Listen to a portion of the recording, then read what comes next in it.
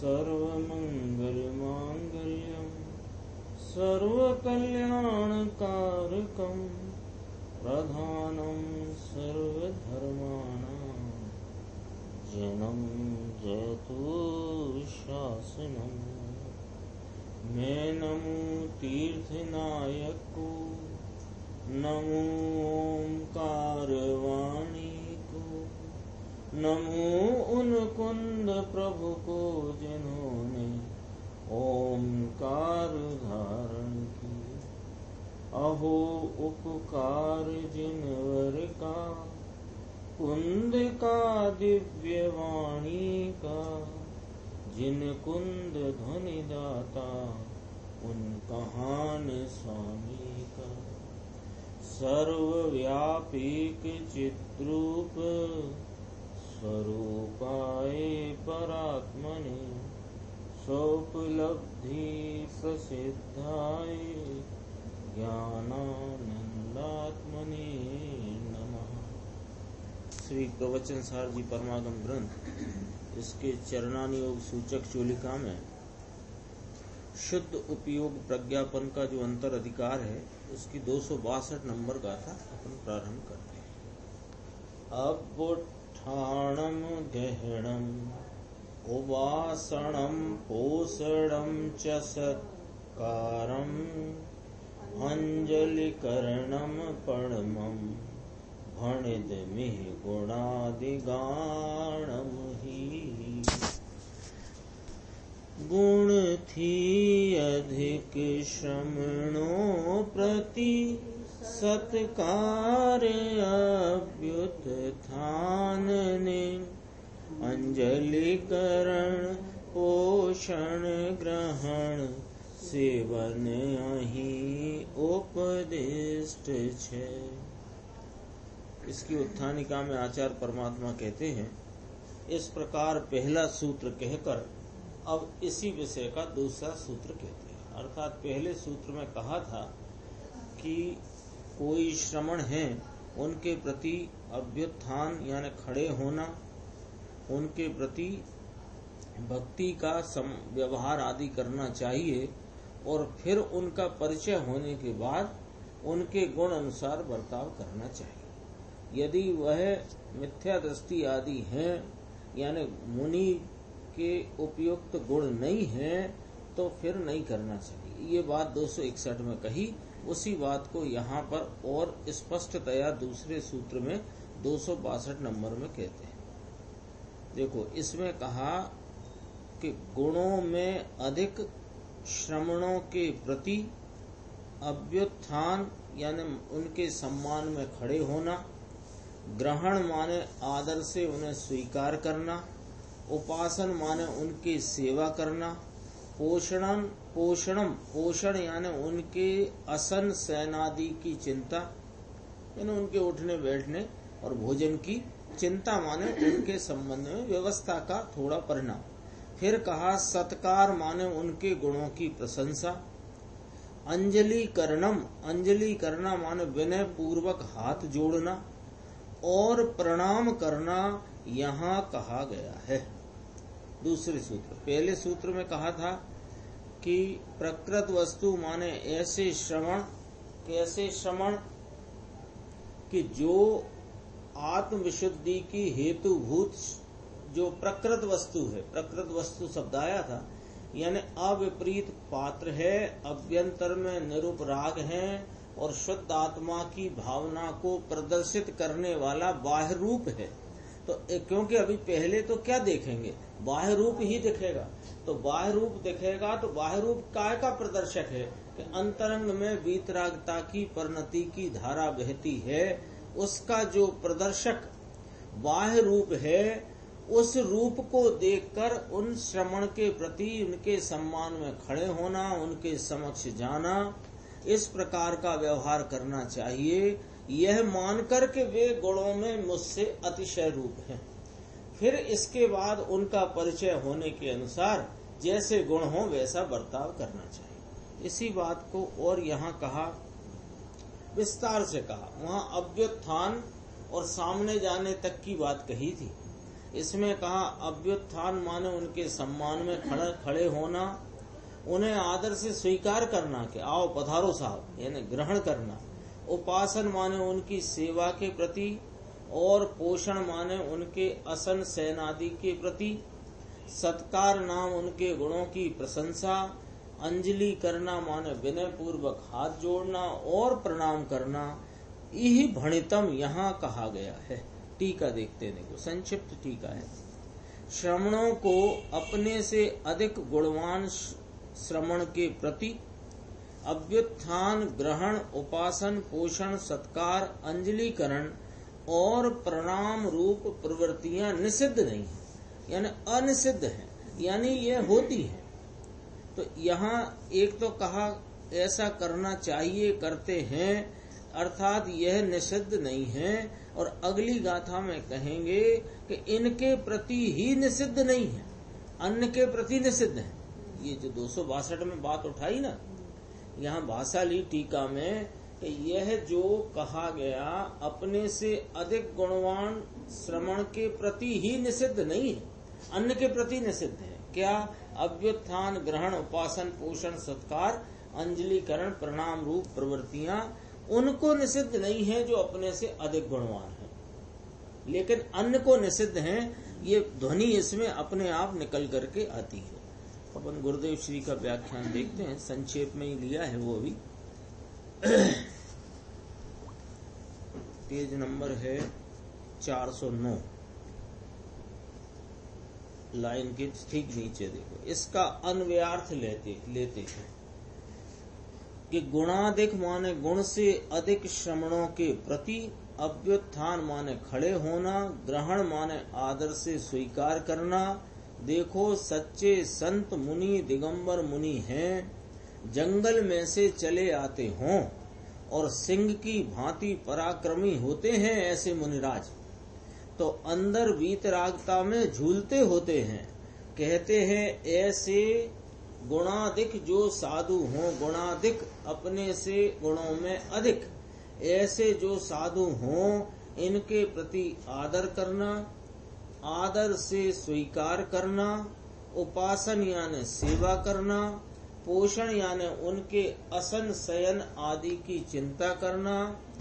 अर्थात विकल्प आए कि ये ठिकाने तुम्हारा स्थान ठीक रहेगा, ये ठिकाने आहार लेने ये दिशा में जाना, क्योंकि कोई बाहर से आए हों और वो पहले से वहां है, तो आपको इधर बैठना ठीक है, इधर जाना ठीक है। इस प्रकार का उनके प्रति आदर सम्मान में भाव होता है। अर्थात कि विकल्प आता है, ये ठिकाने आहार लेना, ये ठिकाना तुम्हारे स्थान ठीक रहेगा। सत्कार माने गुण की प्रशंसा करना। सम्यक दर्शन ज्ञान चारित्र, ये है ना उनका गुण। मुनिराज का गुण क्या है?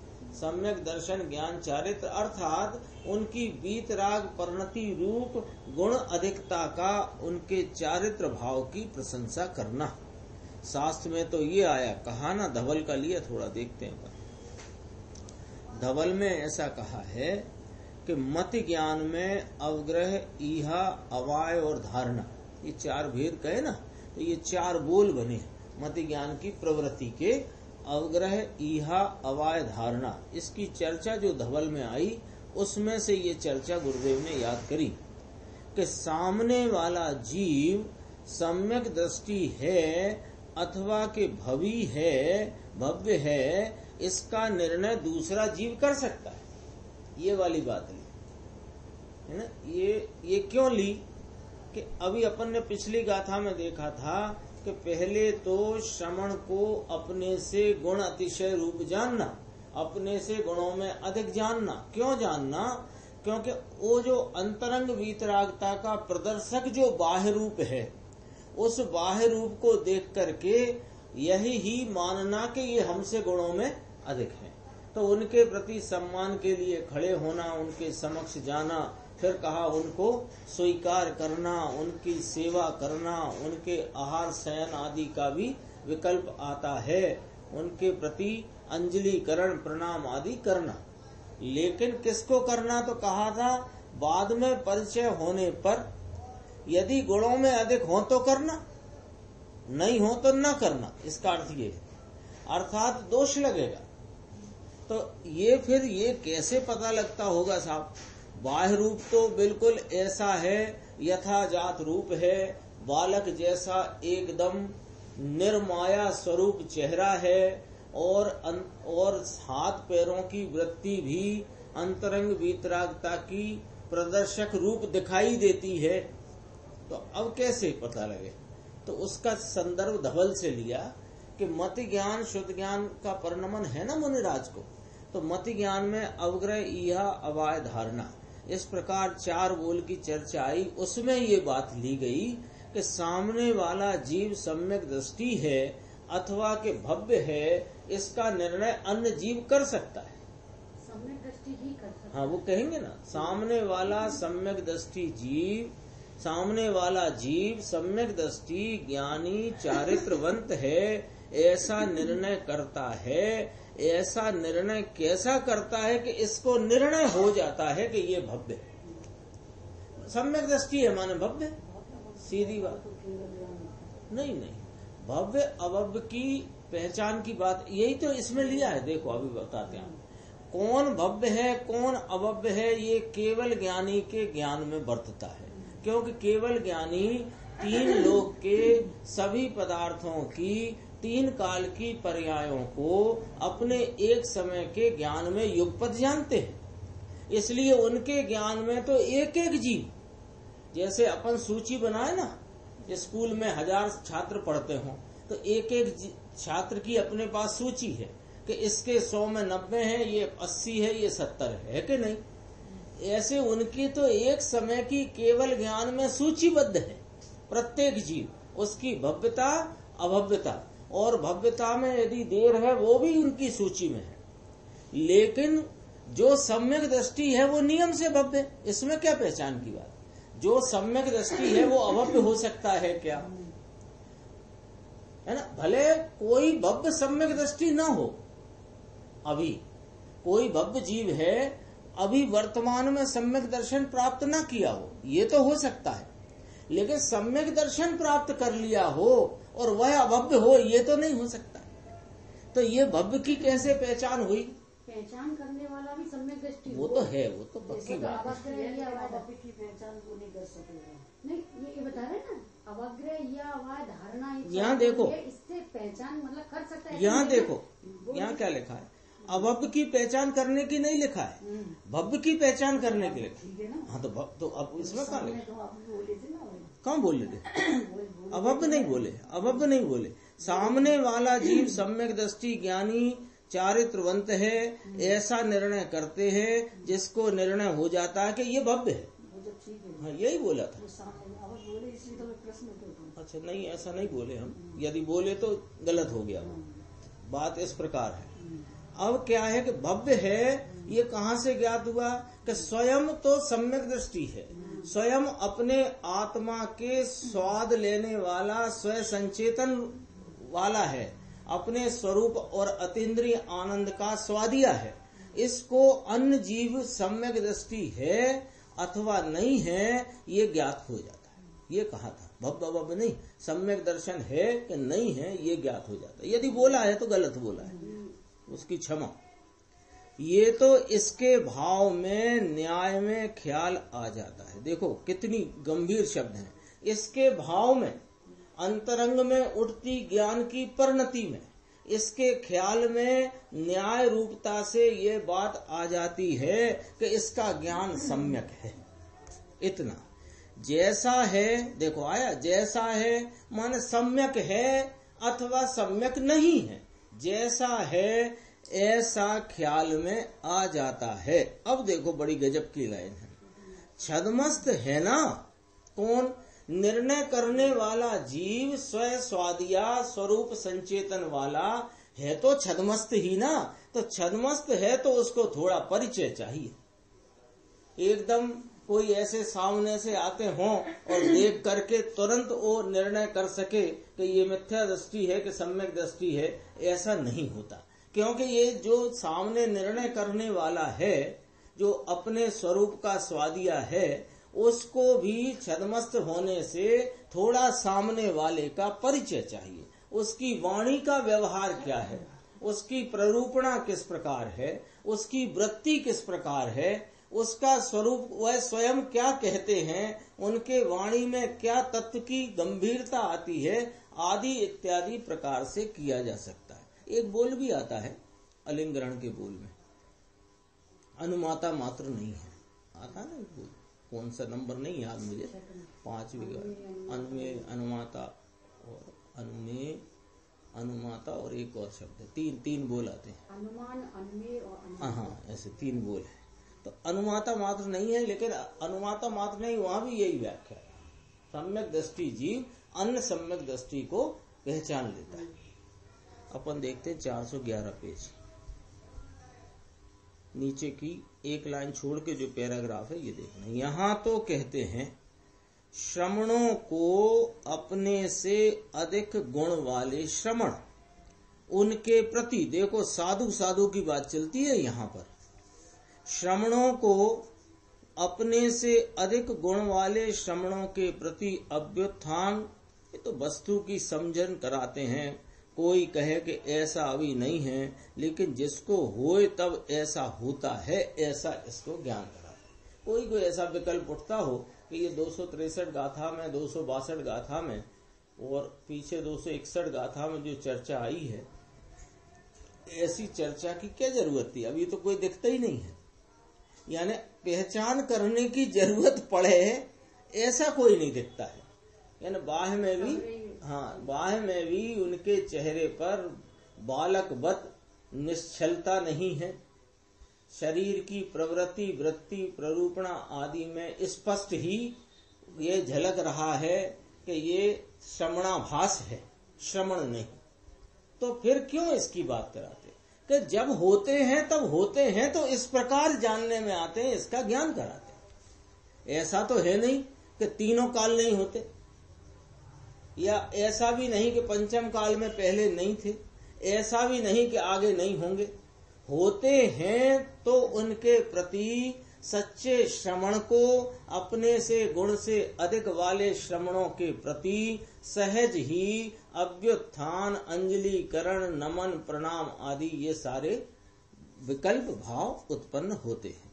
क्या कहा देखो, श्रमणों को अपने से अधिक गुण वाले श्रमणों के प्रति अभ्युत्थान, खड़े होना, सामने जाना, ग्रहण, सत्कार, उपासना, सेवा, पोषण, इसकी चिंता, सत्कार, अंजलिकरण और प्रणाम रूप प्रवृत्तियां निषिद्ध नहीं है, होती हैं।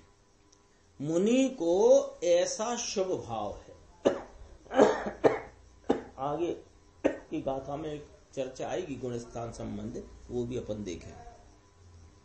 मुनि को ऐसा शुभ भाव है, अभ्युत्थान, नमन, अंजलिकरण, उनकी उपासना, उनकी सेवा, उनका सत्कार, उनकी प्रशंसा, ऐसा शुभ भाव है। ये शुभ भाव मुनि पने का कारण नहीं, बंध का कारण है।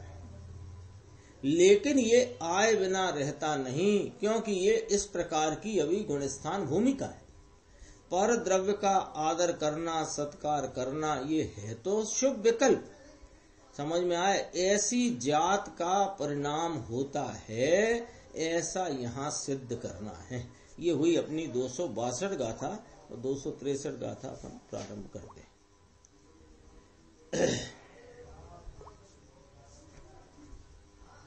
263 अब बुठिया समणा सुतत विशारदा उवासेया संजमत वणान रड्ढा पणिवदनीया हि समणिहिं सूत्र अर्थ प्रवीण संयम ज्ञान तप समृद्धने प्रणिपात अभ्युत्थान सेवा साधुए कर्तव्य छे। ये 261 में कहा, 262 में कहा, किसकी पहले, इसके पहले क्या चर्चा आई थी? अविपरीत फल का अविपरीत कारण। अविपरीत कारण कौन सिद्ध हुआ? प्रकृत वस्तु एक शब्द आया। वे कौन है? कि ऐसे अपने सम्यक दर्शन ज्ञान चारित्र की परिणति की युगपत्ता से जो रची हुई स्वरूप एकाग्रता रूपी जो मुनि दशा है, उसको जो उससे जो परिणमित हैं वे प्रकृत वस्तु हैं। ये आई थी ना। तो उनको अपने से गुणों के अधिक को देखकर अभ्युत्थान आदि का विकल्प होता है। फिर कहा, उसमें भी विस्तार किया, अभ्युत्थान, उपासना, सेवा, अंजलिकरण, प्रणाम, आहार आदि, पोषण में आहार शयन आदि का विकल्प ये होता है। अब कहते हैं कि 263 में कि अब श्रमणाभासों के प्रति समस्त प्रवृत्तियों का निषेध कर। श्रमणों के प्रति अपने से गुण में अधिक हैं ऐसे मुनिराजों के प्रति मुनिराजों को अभ्युत्थान आदि इस प्रकार के विकल्प होते हैं, लेकिन ये प्रवृत्ति श्रमणाभास के लिए निषिद्ध है। क्योंकि पीछे की गाथा में शब्द आया था कि निषिद्ध नहीं है। किनको निषिद्ध नहीं है? कि श्रमणों को, मुनिराजों को अपने से अधिक गुणवान मुनिराजों के प्रति सम्मान में खड़े होना, उनका सत्कार करना, उनकी उपासना करना, पोषण करना, सेवा करना, उनके गुणों की प्रशंसा करना, अंजलिकरण करना, नाम हाथ जोड़ना, प्रणाम आदि करना निषिद्ध नहीं है। लेकिन किसी को निषिद्ध है कि हाँ, वो 263 गाथा कहते हैं कि श्रमण भाषों के प्रति समस्त प्रवृत्तियों का निषेध करते हैं। देखो अभी गजब की इस गाथा टीका है, छोटी सी है। श्रमणों के द्वारा, मुनिराजों के द्वारा सूत्र अर्थ विशारद, सूत्रों के और सूत्र कथित पदार्थों के ज्ञान में निपुण तथा संयम तप ज्ञानाढ्य, संयम तप और आत्मज्ञान में समृद्ध श्रमण, ऐसे समृद्ध श्रमण अभ्युत्थान, उपासना और प्रणाम करने के योग्य। लो साहब, उत्थानिका में लिखा श्रमणाभासों की खोल लो। देखो उत्थानिका में क्या कहा कि श्रमण भाषों के प्रति समस्त प्रवृत्तियों का निषेध करते हैं, ये लिखा। और अन्वयार्थ में क्या आया कि श्रमणों के द्वारा सूत्र अर्थ विशारद, यानी सूत्रों के और सूत्र कथित पदार्थों के ज्ञान में जो निपुण हैं उनके, तथा संयम तप ज्ञानाढ्य, संयम तप और आत्मज्ञान में जो समृद्ध हैं ऐसे श्रमणों के प्रति अभ्युत्थान, उपासना, प्रणाम करने योग्य है। तो जो बात 262 में कही थी है वही 263 में कही।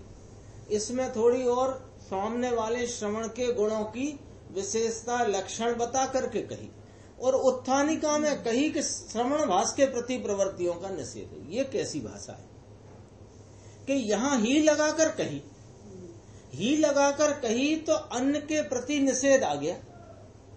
कही देखो इसमें नीचे टीका में देखते हैं अपन कि जिनके सूत्रों में यानी आगम में सर्वज्ञ कथित सूत्र और पदार्थ, उन सूत्रों में बताए गए पदार्थ, आत्मा अनात्मा रूप पदार्थ, उनमें विशारदपना।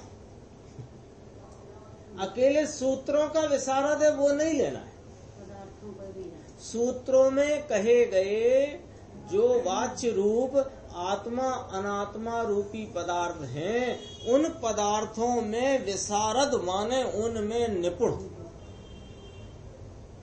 ऐसे तो बहुत बड़ा ज्ञाता हो गया, यानी यहाँ समझना जरा, ये 11 अंग 9 पूर्व का पाठी द्रवलिंगी, वह सूत्र पदार्थ का विशारद नहीं है, उस सूत्रों का और पदार्थों में विशारद नहीं है। 11 अंग 9 पूर्व का पाठी के सूत्रों में विशारद कह लो भले, पर पदार्थों में विशारद नहीं है, क्योंकि आत्मा अनात्मा की पहचान ही नहीं। सूत्रों में क्या हाँ, श्रवण भास है। तो यहाँ श्रवण भास जो नहीं है उनको खड़ा किया, उनकी बात खड़ी करी। मैंने क्या कहते हैं, सूत्रों में और सूत्र में बताए गए जो आत्मा अनात्मा रूपी पदार्थ हैं उनका विशारद पने के द्वारा, ये बात मिलाना हो तो पीछे की गाथा से मिलती है। आगम ज्ञान पूर्वक तत्वार श्रद्धान और संयतत्व जिसका लक्षण है ऐसे मुनि है। याद आई पुरानी गाथा? हाँ, नंबर याद नहीं है लेकिन पीछे चर्चा आई है। तो आगम ज्ञान कहा था, आगम ज्ञान का अर्थ इतना नहीं है आगम जान गए। आगम ज्ञान द्वारा आत्म अनात्म पदार्थों का, स्वपर पदार्थों का यथार्थ भेद ज्ञान पूर्वक अपने आत्म स्वरूप की प्रतीति और अनुभव है, उसको कहते हैं सूत्र और पदार्थों में विशारद। वही आगम ज्ञान है। हाँ, वही तो कह रही हूँ। नहीं, यह दो शब्द लिए ना, सूत्र और पदार्थ।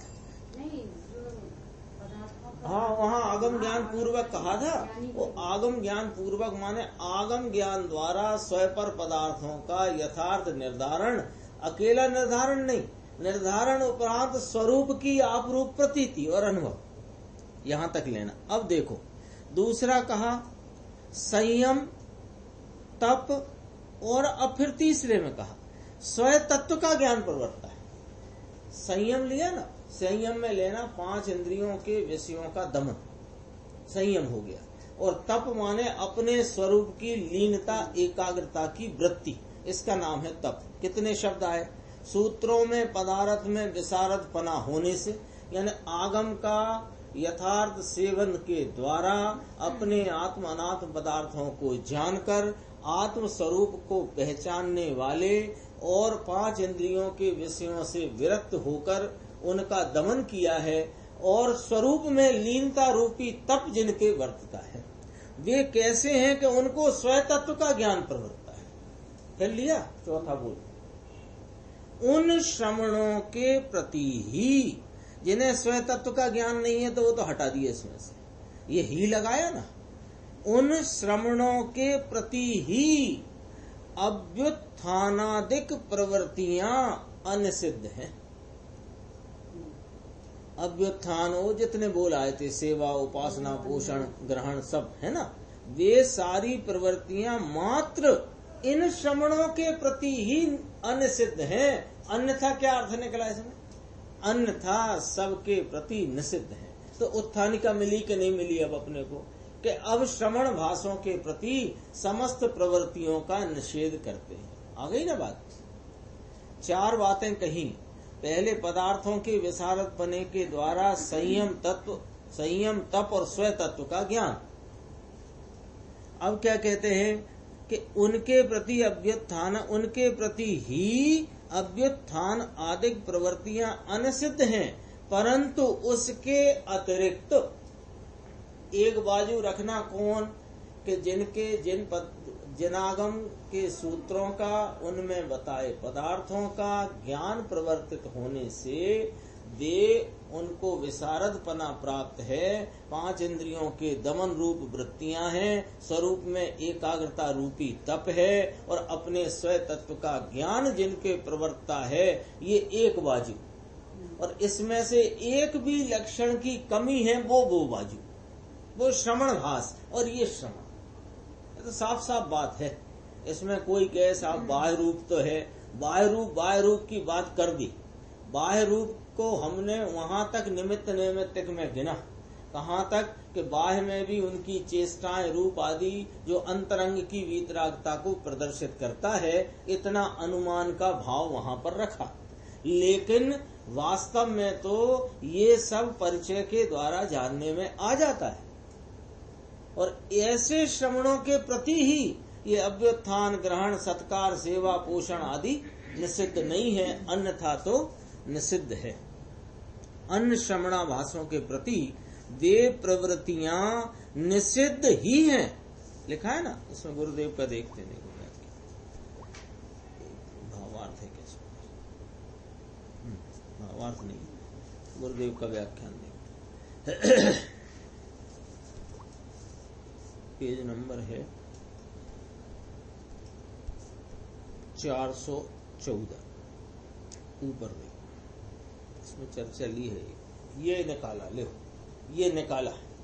आचार्य भगवान ने पीछे की सब सूत्रों की बात देखकर ये निकाला कि श्रवणाभासों के प्रति तो सब प्रवृत्तियां निषिद्ध ही हैं, अभ्युत्थान आदि। अब देखो, जिनको सूत्रों में और पदार्थों में विशारद पने के द्वारा, विशारद पने द्वारा और संयम तप और स्वय तत्व का ज्ञान प्रवृत्ता है, उन श्रमणों के प्रति, फिर खुलासा, जिनको सूत्रार्थ विशारद, सूत्र और सूत्र कथित पदार्थ के ज्ञान में निपुणता है, भगवान के कहे हुए शास्त्र और उनमें उनके अर्थ, अर्थ माने उसमें बताए गए पदार्थ, अर्थ माने वो मीनिंग नहीं, सूत्र जानते हैं, सूत्रों का क्या अर्थ, वो अर्थ नहीं, सूत्र और सूत्रों का वाच्य, सूत्रवाचक, उनके वाच्य कौन है, आत्मा अनात्मा रूप पदार्थ, उसमें मुख्य कौन है, आत्मा। तो उनके सूत्रों के कहे गए, शास्त्रों के कहे गए पदार्थ और उनके कहे हुए अर्थ, अर्थ यानी कि पदार्थ, उनके विशारद पने द्वारा, उसमें निपुणता के द्वारा जो मुनि तो उसके ज्ञान के भान वाले हैं, शास्त्र के ज्ञान वाले हैं और कहे हुए पदार्थ के ज्ञान वाले हैं। एक शब्द आया ना, सूत्र कथित, सूत्र और सूत्र कथित पदार्थ में विशारद, इसलिए इतना अर्थ आया। शास्त्र के ज्ञान वाले हैं और कहे हुए पदार्थ के ज्ञान वाले हैं, यानी जिनको सूत्रों में और पदार्थों में विशारद पने के द्वारा कोई कहे कि ऐसी मुनि की आप व्याख्या होती है, फिर ये जो मुनि हो गए हैं ना शिव भूति, आपने तो मुनि की व्याख्या में ही लगा करके यह बात कही कि जो मुनिराज सूत्रों के जानने वाले हैं, निपुण हैं और सूत्र में कहे हुए पदार्थ यानी आत्मा अनात्मा को भी जानने वाले हैं, उसमें निपुण हैं, संयम वाले हैं, तप वाले हैं, स्वय तत्व के ज्ञान वाले हैं। लेकिन पहले हमारी तो शिव भूति मुनिराज पर ये पहली बात ही अटक गई, पहली बात ही अटक गई कि शिव भूति मुनि सूत्रों के जानकार कैसे कहे आपने, तो उसका जवाब है देखो, शिव भूति मुनिराज को यह सब भाव आता था, शब्द नहीं आते थे, लेकिन जिनेंद्र परमात्मा के शासन में जो 6 द्रव्य 7 तत्व और 5 स्थिकाय 9 पदार्थ, ये जितना वर्णन आया है उसका यथार्थ भाव उनके अंदर प्रवर्तता था, तो वे सूत्रों में निपुण कहे गए। ये सब भाव आता था, भाव में सब ज्ञान था। कोई कहे कि साहब पदार्थों का ज्ञान ऐसे तो हो गया कि मैं स्वय और पर का, लेकिन स्वय पर के ज्ञान के साथ सूत्रों में जिनेंद्र परमात्मा के शासन में जो कुछ भी कहा गया है चेतन अचेतन पदार्थों के लिए, उस सब का भाव शिव भूति मुनिराज को प्रवर्तता था।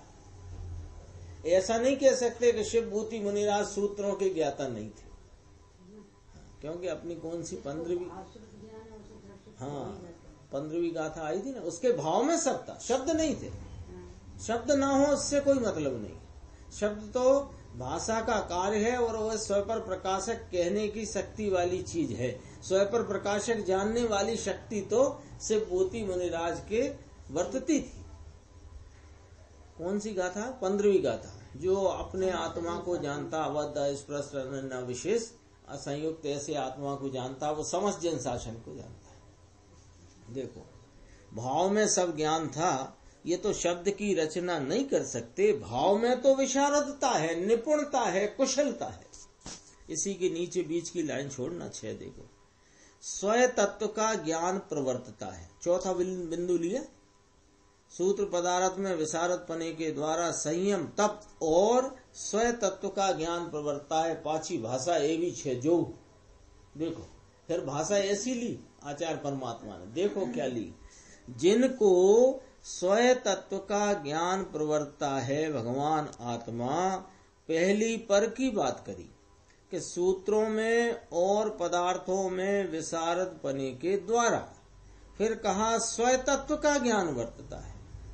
स्वयं भगवान पूर्णानंद स्वरूप अखंड आनंद स्वरूप है, ऐसा जो तत्व, ऐसा जो अपना स्वभाव, इसका जिसको ज्ञान है, स्वय तत्व का ज्ञान प्रवर्तता है उन श्रवणों के प्रति ही।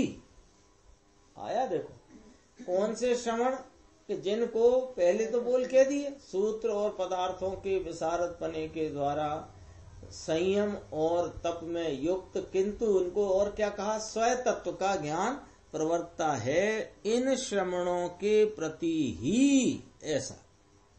इसके सिवाय के अज्ञानी को जिसको ज्ञान नहीं तो संयम नहीं और तप नहीं, तो इसके प्रति अभ्युत्थान आदि नहीं करना निषिद्ध है, ऐसा सिद्ध करना है। 415 पे है, थोड़ा सा विषय देखो, 1.5 लाइन छोड़ के। श्रवणों के, ऐसे श्रवणों के प्रति, कैसे श्रवणों के जिनको स्वतत्व का भान नहीं, सूत्र और पदार्थों का ज्ञान नहीं और न संयम है न तप है, ऐसे श्रवण को श्रवण भास कहा। ऐसे श्रवणों के प्रति अभ्युत्थान आदिक प्रवृत्तियां अनिषिद्ध ही हैं, परंतु इसमें से अभी निकाला कि उस सिवाय दूसरे श्रवणाभासों के प्रति वे प्रवृत्तियां निषिद्ध ही हैं। कैसे निकाला कि अपने आप निकल आया, अपने आप निकल आया ना। जैसे अभी चल रहा है कि कोई ऐसा इसको ही देना, तो इसको ही देना का अर्थ क्या हुआ, अन्य को नहीं देना, उसमें से निकल आई बात। तो इस गाथा सूत्र में आचार्य परमात्मा फरमाते कि इनको ही, तो इसमें से निकाला कि उसके सिवाय दूसरे श्रवणाभासों के प्रति कौन सी प्रवृत्तियां, अभ्युत्थानक, पोषण, सेवा, उपासना आदि सब स्वयं इसमें से निकाला है। किन्ने, आचार्य परमात्मा। टीकाकार ने संक्षिप्त शब्दों में कहा, पणिवदनीया ही समणे हिम, इतना जो सूत्र में आई थी बात, उसमें से ये बात निकाला है। इसको ऐसा करना तो इसके बिना दूसरे को न करना, ऐसा इसमें से निकाला। सूत्र में है ये शब्द देखो, पणिवदनीया ही समणे हिम, ही डला है ना, तो उनके प्रति ही कर्तव्य है, तो अन्य के प्रति बिल्कुल नहीं है कर्तव्य। ये इसमें से बात निकाल के बताई। जिसको स्वतत्व का सम्यक दर्शन का भान नहीं, जिसको संयम तप नहीं, जो पदार्थ भगवान के कहे हुए, सर्वज्ञ के कहे हुए पदार्थ का ज्ञान नहीं, सूत्रों का ज्ञान नहीं, ऐसे श्रवणाभास साधु तरीके गिनने में आए हों। श्रवणाभास क्यों लिया कि बाह्य में रूप तो ऐसा धरा है श्रवण का, तो श्रवण की गिनती में आ गए, लेकिन वे श्रवण नहीं है, मुनि नहीं है, श्रवणाभास है। सरल भाषा में मुनि का आवास है, मुनि नहीं, लेकिन साधु है नहीं। देखो गुरुदेव ने कहा साधु पने का आभास है, सो उनके प्रति अभ्युत्थान, सेवा, पोषण आदि सारी ही प्रवृत्तियां निषिद्ध कही गई हैं। अगली गाथा है 264।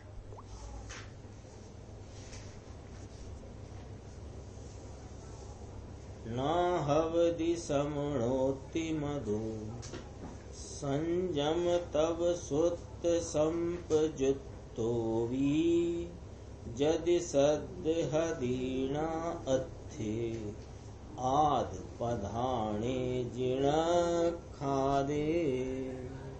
शास्त्रे कहूँ तप सूत्र संयम, योक्त पण साधु नहीं, जिन ओक्त आत्म प्रधान सर्व पदार्थ जो श्रद्धे नहीं। लो संयत होने पर, तप में स्थित होने पर भी वह साधु नहीं है, तो कौन है, तो कहा वो श्रवणाभास है। इसकी उत्थानिका अब माने 264 नंबर के सूत्र में आचार्य परमात्मा क्या कहते हैं कि कैसा जीव श्रवणाभास है सो कहते हैं, यानी श्रवणाभास का लक्षण यहाँ पर कहते हैं। सूत्र संयम और तप से संयुक्त होने पर भी यदि वह जीव जिनोक्त आत्म प्रधान पदार्थों का श्रद्धान नहीं करता तो वह श्रवण नहीं है इति मतः, ऐसा आगम का अभिप्राय है, मत है, कहा गया है। ठीक है, मिलाना हो तो मिलाओ जरा।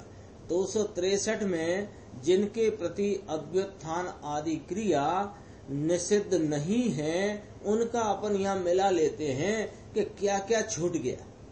देखो वहां आया था सूत्र और पदार्थों का, सूत्र जिनोक्त सूत्र और पदार्थों का ज्ञान के द्वारा, विशारद पने के द्वारा, कुशलता के द्वारा आया था, और संयम और तप वहां भी आया था, यहां भी आया।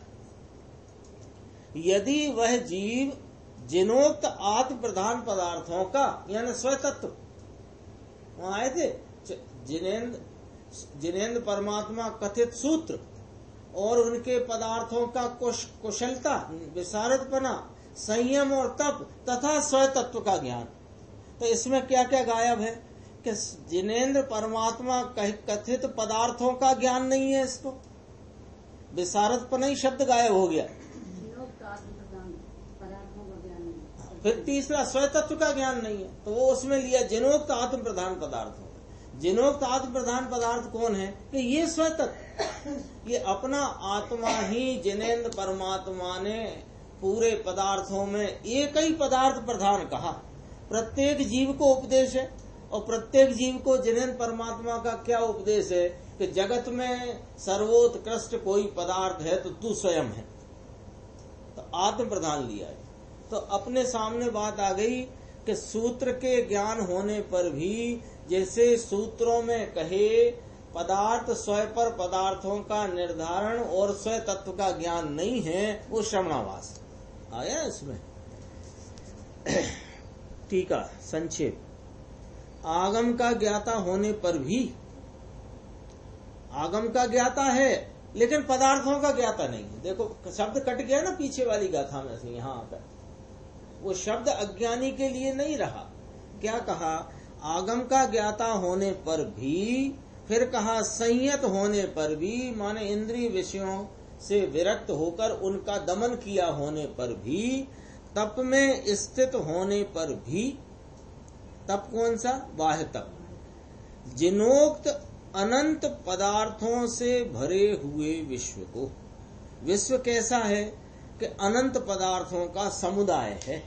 वे अनंत पदार्थ कौन से कि जाति से 6 द्रव्य और संख्या से जीव अनंत, पुद्गल अनंता अनंत, धर्म अधर्म, आकाश एक, काल लोक प्रमाण संख्या दिए जिनोक्त। तो जिनोक्त अनंत पदार्थों से भरे हुए विश्व को, जो कि विश्व अपने आत्मा से गे रूप से पिया जाता होने के कारण, ये सारे विश्व की चर्चा आई जिनोक्त या जिनेन्द्र परमात्मा के सूत्र आगम में, आई कि नहीं आई? सब पदार्थों की चर्चा आई, सब पदार्थों का स्वरूप आया, लेकिन इन सब पदार्थों के स्वरूप को जानने वाला एक स्वयं आत्मा का ज्ञान, इसमें सामर्थ्य ही जानने। अनेक पदार्थ है ना, तो अनेक पदार्थ चेतन अचेतन पदार्थ है ना, जड़ है चेतन है, ऐसे अनंते अनंते पदार्थ है और उनकी जाति है अपनी अपनी। ऐसे सब पदार्थों को जानने वाला कौन? कि एक आत्मा। और वो कौन? कि वो तुम। ऐसा लेना। केवल ज्ञान जानता है तो केवल ज्ञान किस में? आत्मा में। तो प्रत्येक आत्मा केवल ज्ञान स्वरूपता वाला है कि नहीं? ऐसा लेना कि जो कि विश्व अपने आत्मा से गे रूप से पिया जाता होने, पिया जाता का अर्थ, ये पिया जाता क्यों लिया? अरे ऐसे अनंता विश्व हो तो भी जान ले, है? ये तो आता ना, कोलिया कर लिया, एक दिन शब्द आया था। कोलिया माने सदैव कोलिया छोटा होता है, मुंह बड़ा होता है। कभी ऐसा नहीं होता कि ग्रास बड़ा हो और मुंह छोटा हो। तो ऐसे अनेक ग्रास हो, उन्हें भी वह कोलिया कर जाए यानी निगल जाए, ऐसा यहाँ लिया पिया जाता है। पिया जाता होने के कारण आत्म प्रधान है उसका, इस आत्म प्रधान का जो जीव श्रद्धान नहीं करता वह श्रमणाभास है, साधु आभास है, मुनि आभास है। नीचे आत्म प्रधान की अपन टिप्पणी पढ़ते हैं, देखो, जिसमें आत्मा प्रधान है ऐसा, यानी क्या कहना है, आत्मा समस्त विश्व को जानता है, इसलिए वह विश्व के समस्त पदार्थों में प्रधान है, मुख्य है, उसका नायक है वो, क्योंकि अन्य पदार्थ तो जानने में असमर्थ है। गुरुदेव का व्याख्यान देखते हैं, थोड़ा ही है, संक्षेप में है।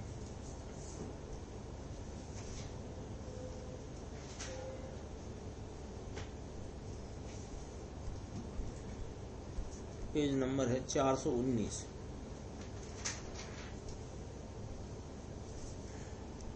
आगम का जानने वाला होने पर भी, शास्त्र का जानने वाला होने पर भी, इसके उपरांत संयत होने पर भी और तप में स्थित होने पर भी 3 बोल हैं। मूल पाठ में पहले यहाँ लिया, शास्त्र माने आगम का ज्ञान है, इंद्रिय आदि का दमन है और बाह्य अभ्यंतर तप भी है। बाह्य अभ्यंतर तप में कौन से लेना, वो जो बाह्य तप 24 गिना है ना, अभ्यंतर और बाह्य कितने होते हैं? 24 नहीं, जो 14 और 10, अंतरंग 14, बहिरंग वे, लेकिन वे सभी बहिरंग हैं।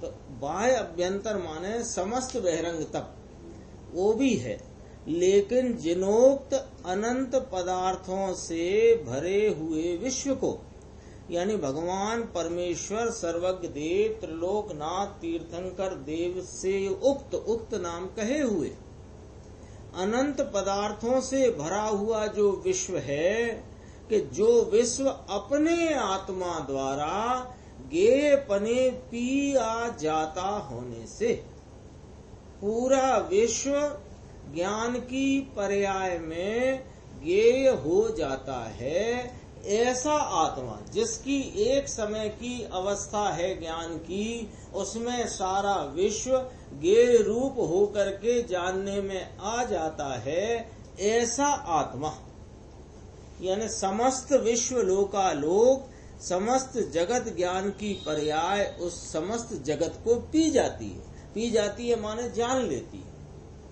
ऐसा एक समय की ज्ञान की पर्याय का स्वभाव है।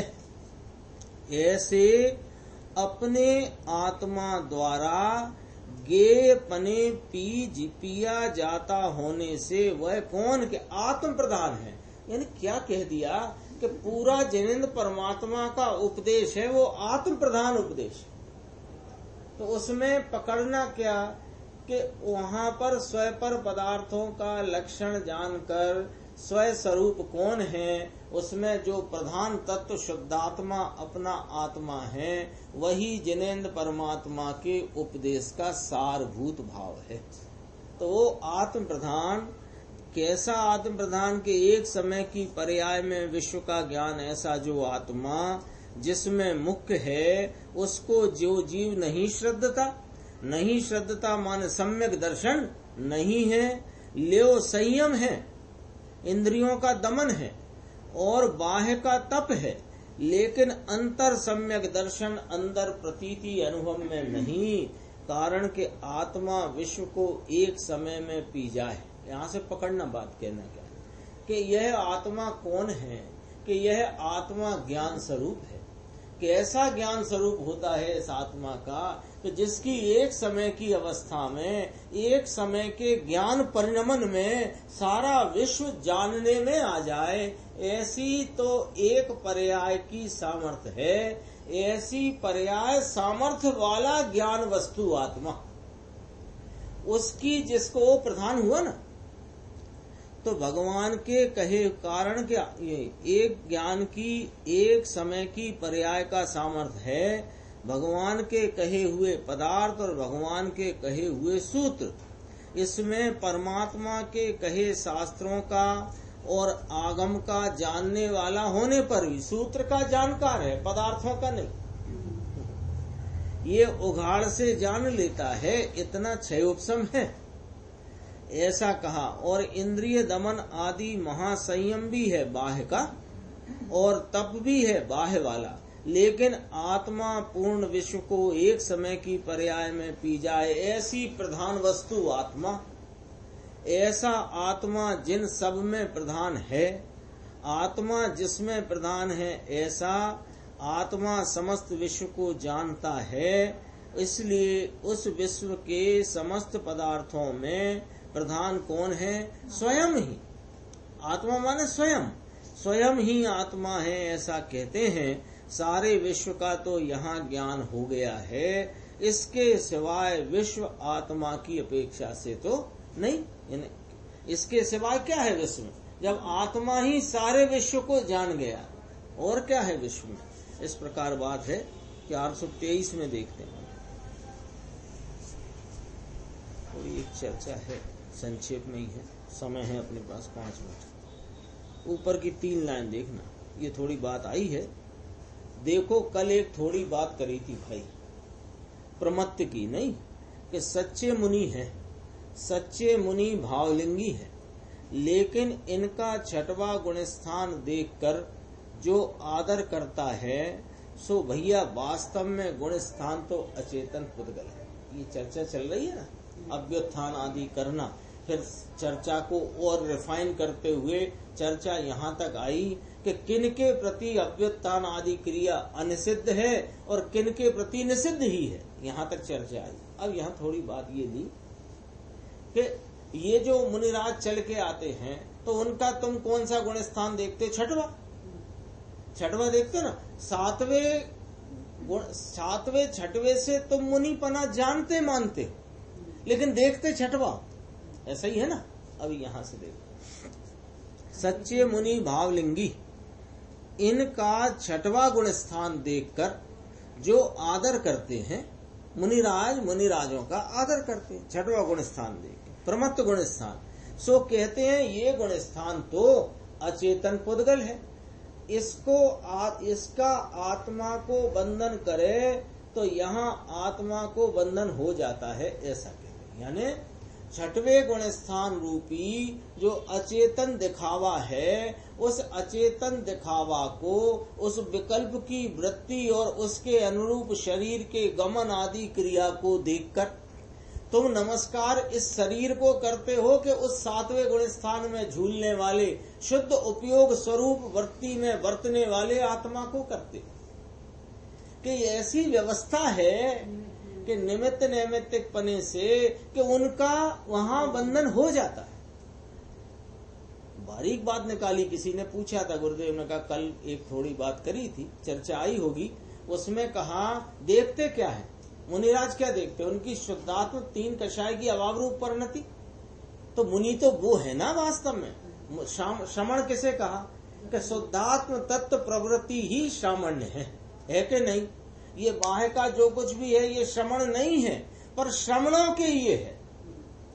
तो इसको देखकर नमस्कार किया, इस अचेतन भाव को देखकर नमस्कार किया, तो नमस्कार किसको पहुंचा? वो शुद्धात्म तत्व प्रवृत्ति रूपी श्रमण को पहुंचा, ये कहते हैं। इसके लक्ष्य में ये है कि यह आत्मा, लेकिन इसका विकल्प 6ठे गुणस्थान के लक्ष्य में लेकर वंदन करता। दो लक्ष्य कह दिए। लक्ष्य में क्या है कि हमारा प्रणाम तो उस 3 कषाय की अभाव रूप अत्यंत वीतराग परिणति में परिणमित आत्मा को है। प्रणाम किसके लक्ष्य में प्रणाम है? उसके लक्ष्य में 3 कषाय की अभाव रूप वीतराग परिणति से परिणत आत्मा के प्रति। और अभी विकल्प में क्या खड़ा है कि ये जो बाह्य का नग्न रूप दिगंबर, उसमें ऐसी बाल सुलभ निश्चल प्रवृत्ति दिख रही है और उनकी गमन आदि क्रियाओं में एकदम अंतर की वीतरागता उमड़ करके आ रही है। तो लक्ष्य में ये लिया है। विकल्प रूपी लक्ष्य में तो बाहर का परिणमन देखा गया है। देखो, छठे गुण स्थान को लक्ष्य में लेकर वंदन करते हैं और छठवां गुण स्थान पोते अचेतन छे, इतना इसका बंधन है तो ये देह का बंधन है। समझना जरा, ये देह का बंधन है ऐसा कहे। अरे इस प्रकार यह भगवान चैतन्य मूर्ति आनंद कंद आत्मा एक रूप है, ये नहीं आया ना इसमें, क्योंकि लक्ष्य तो शरीर रूपी अचेतन भाव का किया गया है। तो कहते हैं ये गुण स्थान भी कहाँ इसका था, ये तो चैतन्य अवेद अखंडानंद वस्तु वह आत्मा है। सातवां गुण स्थान भी जिसको कहा गया वो भी अचेतन है, उसको कहाँ चेतन कहा।